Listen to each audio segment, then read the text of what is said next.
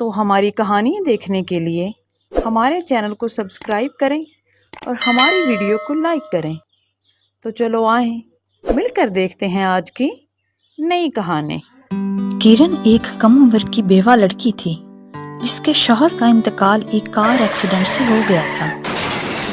جب اس کے شوہر کا آخری وقت تھا تو اس سے پہلے اس نے اپنی بیوی کو بلایا اور کہا، کرن، میرا آخری وقت آ گیا ہے۔ میری لاپرواہی کی وجہ سے میں آج تجھے چھوڑ کر جا رہا ہوں۔ اپنا دھیان رکھنا اور کوئی اچھا سا لڑکا دیکھ کر دوسری شادی کر لینا۔ ایسا مت کہیں، میرا آپ کے سوا ہے ہی کون؟ میں آپ کے بغیر کیسے رہوں گی؟ میں دوسری شادی نہیں کر سکتی۔ میرے دل میں صرف آپ ہی ہیں۔ ایسا سنتے ہی وہیں اس کی ڈیتھ ہو جاتی ہے۔ ادھر کرن کی ساس ایک پرانے زمانے کے خیالات والی عورت تھی۔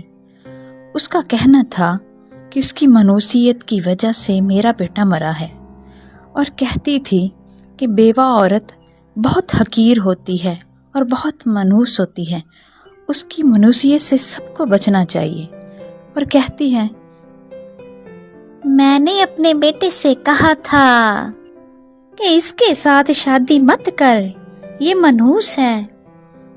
اس نے میری ایک نہ سنی، اب دیکھو یہ چڑیل کھا گئی میرے بیٹے کو۔ ماں جی، آپ ایسا کیوں کہہ رہی ہیں؟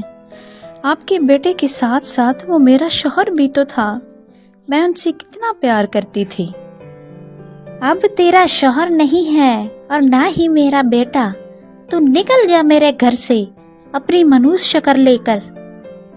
نہیں ماں جی، مجھے اس گھر سے نہ نکالیے، میں نے اپنے شوہر سے وعدہ کیا تھا کہ میں اسی گھر میں ہی رہوں گی، کبھی اس گھر کو اور آپ کو چھوڑ کر نہیں جاؤں گی۔ ان کے جانے کے بعد آپ ہی تو میرا سہارا ہیں۔ آپ تو جانتی ہیں کہ میرے آگے پیچھے کوئی نہیں ہے، مجھے کسی کونے میں جگہ دے دیجیے، مجھے اپنے سے الگ مت کیجیے۔ ٹھیک ہے، اگر تجھے یہاں رہنا ہے نا، تو اس گھر کے ساتھ ایک کچا جھونپڑا ہے، تم وہیں رہو گی اور وہیں اپنی بیوگی کاٹو گی، اور کسی کے ساتھ ملنے کی ضرورت نہیں ہے، وہیں اپنی منحوسیت کاٹنا، اور میرے سامنے بھی آنے کی کوئی ضرورت نہیں، اور جیسا جیسا میں کہوں گی تجھے ویسا ہی کرنا پڑے گا۔ بس ایک سوکھی روٹی ملا کرے گی اور تمہیں اسی سے گزارا کرنا پڑے گا۔ اگر منظور ہے تو بول، کیونکہ میں اپنے اصولوں کی بہت پکی ہوں۔ مجھے پتا ہے کہ بیوہ عورتیں زیادہ کھانا نہیں کھاتی۔ ماں جی، آپ جیسا کہیں گی میں ویسا کرنے کے لیے تیار ہوں۔ پھر کرن بہت سادگی سے اس جھونپڑے میں اپنی زندگی بسر کرنے لگتی ہے، اور اس کی ساس اس کے ساتھ بہت برا سلوک کرتی تھی، کبھی کبھی کھانے کے لیے کچھ نہ دیتی تھی، اور کرن بیچاری بس اسی پر ہی گزارا کرتی تھی۔ کبھی کبھی وہ چاول دے دیتی اور کبھی کبھی سوکھی روٹی، لیکن کرن بیچاری کیا کرتی؟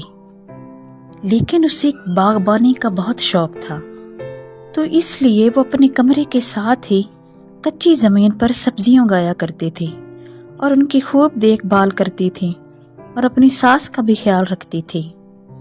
کتنی بار کہا ہے، صبح صبح میرے سامنے مت آیا کرو، تیرا چہرہ دیکھ کر مجھے اپنے بیٹی کی مری ہوئی شکل یاد آ جاتی ہے، اور تیرا چہرہ تو ویسے ہی اتنا منحوس ہے۔ اسی چہرے پر فدا ہو کر میرا بیٹا مجھے چھوڑ کر چلا گیا۔ ماں جی، میں تو بس آپ کو یہ دودھ دینے آئی تھی، آگے سے میں دھیان رکھوں گی کہ میں آپ کے سامنے نہ آیا کروں۔